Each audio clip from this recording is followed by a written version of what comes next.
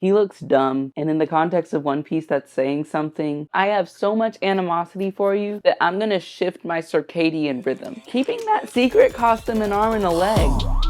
Eliante pulling up, feeling like Harry Belafonte. Look at my racks, feel like Serena went from the back. Swing. Let's get into Zoe. Let's talk about Zoe.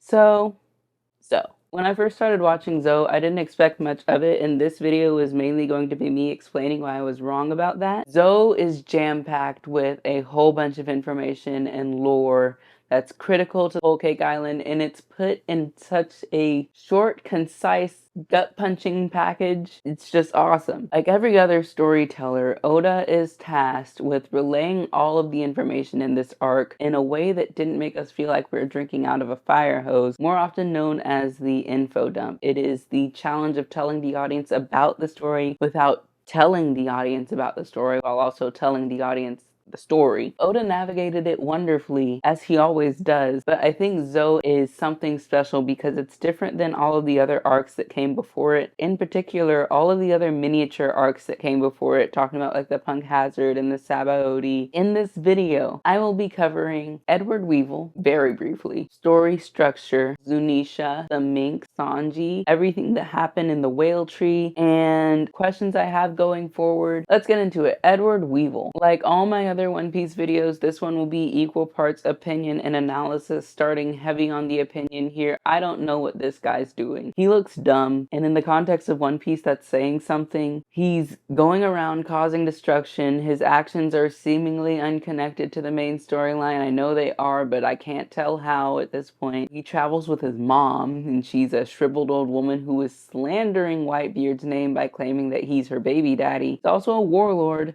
which means the Navy shouldn't have any problem with him, right? Yet, even the Navy is complaining about him. Now, I don't know why he's here or what he's going to do, but I don't like it, and I don't like his mustache. I feel like he's going to be important because otherwise we wouldn't spend any time on him. But like, oh, he looks so dumb. So the story structure. I think the story structure is what makes this arc very unique. One of the biggest moments of this arc, Raizo is safe, only goes hard because of the story structure. There's very little present action in Zoe. Most of the action and movement of the plot has already happened in the past, and by the time the audience and the Straw Hats get to Zoe, we're just catching up at this point. By arriving to ZUNESHA in the aftermath and seeing the Mink tribe recover, it gives you a lot of empathy for the tribe. Fights are pretty commonplace in One Piece, so if we saw the tribe fighting and then we saw them injured, there wouldn't be any distinction in their pain because it's an anime and they gonna fight. Seeing the tribe rebuild and then hearing that all of this happened for like no reason. They were looking for a ninja from Wano and we don't know what they were talking about. I had a lot of respect for them. The tension of Kinemon and Kanjuro showing up just builds, and their arrival becomes something that we absolutely cannot let happen under any circumstances. And then there's a sweet moment where Robin, Brooke, and Frankie take it upon themselves as the adults of the crew to guard the entrance of the city. But of course, they all fall asleep because they old, and old people do be sleeping. And Kinemon and Kanjuro get past them because the story would be boring if they didn't. And pause, if we can just take a second to respect the raggedy little creatures that Kanjuro drew up. Little Ryunosuke. They tried so hard to climb up that elephant, and the noises that the anime made them make were just so pathetic. That was actually a good effort. Like, I'm gonna be honest. Should I get into voice acting? I couldn't help but cheer for those little guys because they were trying like so hard, but they just looked so sad to be alive. Kinemon and Kanjuro show up, and the very first thing out of their mouths is, "Where's that ninja from Wano?" And turns out he's been there all along. Like, excuse me? Like, are you kidding? The strength of the Mink tribe shifts at this moment. They go from having the physical capability to withstand a meaningless attack to having the mental fortitude to withstand torture and not snitch. What could be so important that it's worth the razing of their city and the mutilation of their leaders? And it elevates Kanjuro and Kinemon and Momonosuke and the whole entire Kozuki clan in Wano all the more once they start telling their story. Because like, you see everything that's around them and you see what they've been through, and that was all to protect this small group of people. So it's like, okay, Who are you, really? Like, what the heck is going on? In addition to the story structure, the world building is also brilliant. ZUNESHA carries the Mokomo dukedom on its back. The city floods every time it washes itself, and because it's seawater, that's where they get all of their food, because them some fishes in the water. It's so smart. The elephant has lore too, because of course it has lore. He's been forced to wander the ocean because he committed a crime. In order to do anything, he needs explicit permission from Momonosuke, the heir to the Kozuki clan. The arc closes with someone, I forgot if it was Cat, Viper, or Dogstorm, and they're just like kind of wondering where ZUNESHA's going. I'll add on to that. Where's he going that he's been traveling for so long and he still hasn't gotten there yet? Side note, his legs, ZUNESHA's legs are so long that he rises so high above the sea, but his feet can still touch the bottom of the ocean floor, and that's disgusting. Like, wear your kneecaps. That's kind of gross. He's good, but like, hide your legs. This is crazy that someone asked about it, and there's actually a picture to go with it. Shifting to the residents of ZUNESHA, such an imaginative world deserves an equally imaginative society, and that's exactly what we got. I would say that the leaders of this place fought like cats and dogs, but that's not true. They did not fight like cats and dogs, actually. These two hate each other so much that they cannot even stand to be awake during the same hours of the day. And they put themselves on a strict, with like 5 T's sleep schedule. I'm sorry, that's taking on sight to the next level. That's like telling someone, I have so much animosity for you that I'm gonna shift my circadian rhythm. The only way we are gonna cross paths is if you are in my dreams, and I am not going to be dreaming about you. What? Like, that's insane. Like, what's even crazier though is that society just adjusted to it. Like, from what I can tell, the leaders' disagreement has not caused a rift in the people, but everyone just adjusted, with some people becoming diurnal, some people becoming nocturnal, and some people just not sleeping, I guess, apparently. The Minks in general, they're just adaptable. Like, that's just who they are. They've proven themselves to be resilient and adaptable in every situation, whether it comes to adjusting their sleep schedules or war. There's one part where this mother was protecting her son, and instead of the both of them huddling in a corner and being helpless and all of that, as the trope usually goes, they both started attacking the villain. I thought that was really cool. I like it when stuff gets shifted and it turns out to be something that you didn't think it was gonna be. I think that's pretty neat. Everyone in ZOE seems to be blessed with 2 special abilities. The first being their fighting skills, that electro thing that they can do. The second is their acting ability. You thought I was gonna say Sulong. I didn't. I'm not going to say Sulong. That's not what I meant. Everyone on that island deserves an Oscar. I'm sorry, but you're gonna tell me that during that whole entire situation no one snitched? That's crazy. Nobody cracked. Nobody even gave a hint as to where he could be. And then when the Straw Hats came, they were all crying and talking about it like they didn't do anything wrong, and they were like gar-chewing all over the place. Keeping that secret cost them an arm and a leg.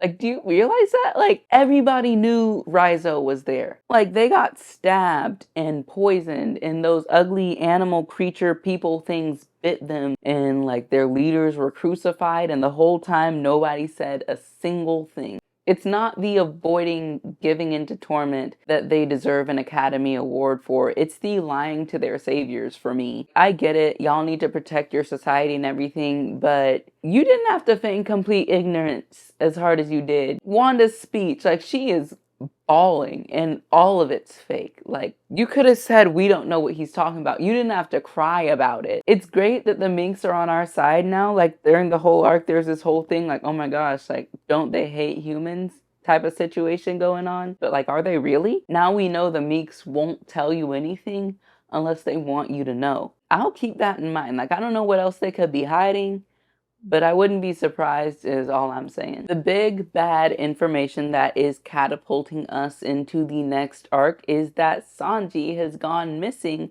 and now joins a list of crewmates who have defected from the crew. Zoro is the only member of the OG East Blue crew that has not left yet because 1, he would never, and 2, I think if he did try to leave, he would get lost and end up right back with him. Like, I think nobody would know. And he wouldn't even know what happened. But I'm not gonna lie, I was excited. I was really, really, really excited to hear that Sanji was going to get married. Not because I wanted him to leave or anything like that, but I was excited about romance potentially being a major plot point, a central focus of the next arc, and how Sanji, who barely made it out of Fishman Island alive, was going to deal with that. Big Mom is getting involved, and of course she's a threat because Luffy is already on her list. He ate all of her candy and told her that he would kick her ass and steal her territory, so yeah, I'd be a little bit mad about that too. Big Mom and Kaido are shaping up to be pretty darn big deals, so it makes me wonder what Shanks has going on, because he kind of just seems like a dude. Like, he doesn't even have a devil fruit. What is he doing that makes him a warlord of the sea? Because like how much power does he have? Like, does he have territory? Does he have like a situation going on like Kaido where he's running an illegal thing? I don't know. But it's also a good gauge for us to see how far Luffy has come. Just that we're talking about warlords. No, not warlords. We're talking about emperors now. We talk about emperors, not the warlords. We talk about emperors. I would say his idols are becoming like either his peers or his rivals, whatever you want to call it. I mean, they're not his idols. The only people that Luffy has actually idolized are Shanks and Roger, never any of the warlords or any of the other emperors. But either way, here he is, an ally of Law, dare I say a friend of Law, who's a warlord of the sea, who used to fight now, and he's on their level. And he's plotting to take down emperors. Like, look at him go. So here we are at the info dump section of the arc, but it doesn't matter because this is information that both the audience and the characters really want to know right now and need to know, so therefore it is validated. The creation of the Ninja Pirate Mink Samurai Alliance is so funny to me because the name is just so unserious. Also, the fact that Luffy would not join unless Momonosuke asked him, since he is technically the leader of the Kozuki clan, and that just reminds us that Luffy is still the same person that he was in Arlong Park, Alabasta, and Enies Lobby, and he always makes people speak up for themselves on what they want before he decides to help them. But it seems like the magic words in this arc are, I don't mean to hide this from you, but Sanji's been smoked, Raizo's safe, we were hiding him this whole time. Momonosuke is not Kinemon's son, but he is in fact the leader of the Kozuki clan of Wano. And, they built the poneglyphs. They're the ones who made them. But all of the information at the end of this arc just brought up more questions than answers, as it always does. And so I just have a little list that I'm gonna go through. What happened in the blank century? Like, how was it so bad? Like, what did they do that they just had to hide it from everyone for the rest of time? Because they're talking about human trafficking. Like, the stuff that's going on in One Piece currently, like, it's not for kids or anything. It's not like it's sugar-coated. Like, they've talked about human trafficking, they talked about slavery, just all that kinds of stuff. So what are they hiding that's worse than what's going on now? Like, what on earth? And why doesn't anyone who knows about it, I'm thinking Rayleigh, Shanks, Buggy, potentially, everyone who's on Gold Roger's ship, why aren't they saying anything about it? Like, why is Rayleigh giving this vague answer? The heck's going on with that? How does anyone else plan to become the king of the pirates if they can't read poneglyphs? There was a moment in this arc where Robin was not worried because she knows how strong her friends are, which is wonderful. It's a complete 180 from Enies Lobby. We love to see it. But, like, what does that mean? Is there going to be another Rescue Robin? Not an arc, a Rescue Robin plotline situation going on. I don't know. Seems kind of redundant, and One Piece has been very good about not being redundant where it really matters, but a whole nother Rescue Robin thing seems like it might be like, again?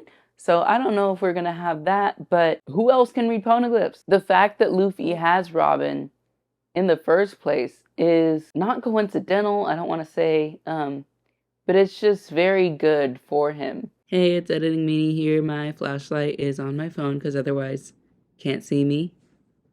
Oh dear. Get that back here. But I think the word I'm looking for is serendipitous, just because, oh, stop it. I mean, it's just like they crossed paths in the first place. Like, Grand Line is a big place. The only woman in the world who can read poneglyphs happened to be, one, on his ship, and two, agreed to stay with him after he fought to keep her. Maybe it's not serendipitous, because who else would have done what Luffy did? Who else would have fought so hard for her after she left their crew and blamed them for killing the mayor in Water 7? Like, it's not chance at all. Never mind. It's not serendipitous. It's not coincidence. It's just hard freaking work by the future King of the Pirates. Actually, yeah. He seems to be in a position where he is most likely to become the King of the Pirates, even if he wasn't as gung-ho about it as he is. It seems like he's the assumed next one, just because of like how his journey is so intertwined with Gold Roger's. Like, he's got the hat, he's got the hockey of the Supreme King, he can hear the voice of all things. He has Robin, seemingly the only person who can read poneglyphs. Even the Kozuki clan, they were saying, we just built them. My father died before he taught me how to read them. But I'm assuming that Odin is the reason why Roger was able to become the King of the Pirates, because Odin could read the poneglyphs. Frankie built the Thousand Sunny. He's the apprentice of Tom, who built the Oro Jackson, Roger's ship. His sworn brother is Roger's son. It's like Luffy is getting Nepo baby privileges when it comes to being the King of the Pirates. Not to say that things have been easy for Luffy at all, because they have not. But just seeing how hard Luffy is fighting, imagine, like, I can't imagine what Law's crew has gone through in order to get as far as they are currently. Or anyone else for that matter. Like, it seems like I don't want to say everything is being laid out for Luffy, but like, and I'm not saying it's like lazy writing or like anything like that. It's not. It's like, it's almost like Luffy's like a chosen one. Like, if I was trying to be King of the Pirates in this world and I saw Luffy with everything that he has, how do you even stand a chance against that? Like, if you don't have Supreme King Haki, like, I'm getting, like, how does anybody else look at Luffy and think that they have a chance? How is anyone else doing anything? Well, I mean, actually, the ability to read the poneglyphs actually has not had a significant impact on their journey. It's always been Robin will read it and be like, huh, that's interesting. I'll be like, what's it say? Oh, this one was like a poem or something. I don't know. Like, yeah, what have they said? Maybe I just wasn't paying attention. It makes me wonder about Shanks too, because Shanks had the hat. How did Roger give Shanks the hat? We know the significance of the moment that Luffy got it. It's like a statue in like the One Piece store in Japan. Like, it's a huge moment. But I'm wondering how Shanks got it from Roger, and why Roger didn't give it to Buggy or any other apprentice that was on the ship potentially. Like, why did he choose Shanks? What was special about Shanks that made Roger give it to him? What did Roger mean by that? And how could Shanks have known what he started by giving the hat to Luffy? Shanks could not have been, he wasn't an emperor when he gave Luffy the hat. And I'm assuming, I don't know what Film Red is about, but I'm assuming it'll answer some of these questions, hopefully. But how could he known what he started when he gave the hat to Luffy? Like, he said, you bring this back to me in good condition.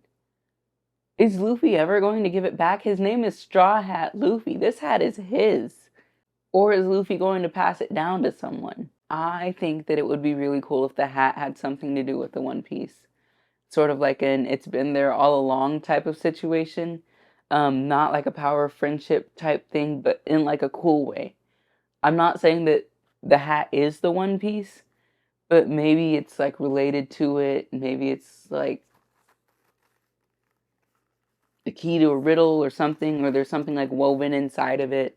I don't know. But did Shanks give away something that he didn't know about by passing the hat down? Because this Luffy's now. Like, I don't know. Who knows?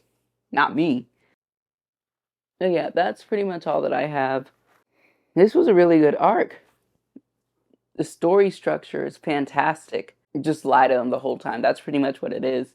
Thank you for watching, especially if you are watching this far along. I'm gonna do my best to not get too caught up in the perfection and get too caught up in trying to do the biggest and bestest thing and just be more present in the community. Um, Speaking of presence in the community, my sister and I are going to DreamCon in July. Not as like a creator or anything like that. I'm not big enough for that yet. But I don't know if you're going. I hope to see you there. But yeah, let me know in the comments if there's anything that I missed, anything I didn't talk about. I'll try to address it there. I will catch you guys in Whole Cake Island. Bye.